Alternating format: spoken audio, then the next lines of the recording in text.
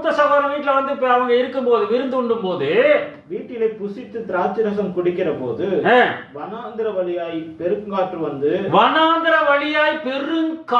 வந்து அந்த வீட்டின் 4 மூலைகளிலும் மோதி அது பிள்ளைகளின் மேல் விழுந்ததினால் இறந்து போனார்கள்.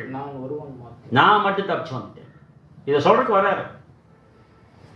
அப்படின்னா எல்லாம் ஒரே இடத்துக்காக ஒரே கூட்டமாக இருக்கிறார்கள், ஒரு ஜனங்களாக இருக்கிறார்கள், சந்தோஷமாக புசித்து குடித்துக் கொண்டிருக்கிறார்கள். அப்ப வனாந்தர வழியா ஒரு பெருங்காற்று வருகிறது. அந்த வீட்டு மேல மோதணும்னா வீடு இடிச்சு விழுந்துருச்சு. அப்படின்னா அந்த வீடு எதுல ஸ்ட்ராங்கா இல்லை, அஸ்திவாரம் சரியில்லை. புரியுதுங்களா? அப்படின்னா நம்ம போடப்பட்ட அஸ்திவாரமா இயேசு கிறிஸ்து எல்லாமே வேற அஸ்திவாரத்தை போட முடியாது. 12 அப்போஸ்தலர்கள் தீர்க்கதரிசிகள் என்ற அஸ்திபாரத்தின் மீது கட்டப்பட்டவர்களா இருக்கு. எபேசியர் கிளம்ப எழுத இந்த அஸ்திபாரம் ஸ்ட்ராங்கா இல்ல. பெருங்காற்று வந்து அடிக்குதான். எந்த காற்று வந்து அடிச்சிருக்கும்? எபேசியர் 4ஆம் அதிகாரம் 14-15.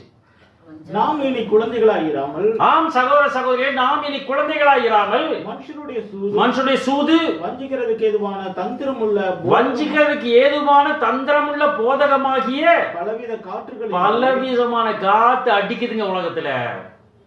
அடிபட்டு அலைகிறவர்களாய் இராமல் அன்புடன் சத்தியத்தை கைக்கொண்டு கிறிஸ்துவுக்குள் எல்லாத்தையும் வளர்ந்துட்டார்.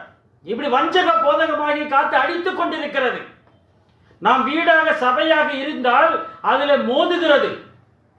மோதி என்னாச்சு? உறவுகளை அழித்து விடுகிறது. வஞ்சக போதகம் வந்து உறவுகளை சின்னாபின்னமாக்கி விடுகிறது.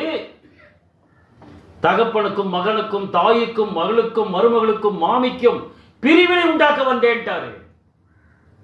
சமாதானத்தை அல்ல, பட்டயத்தை அனுப்ப வந்தேன்.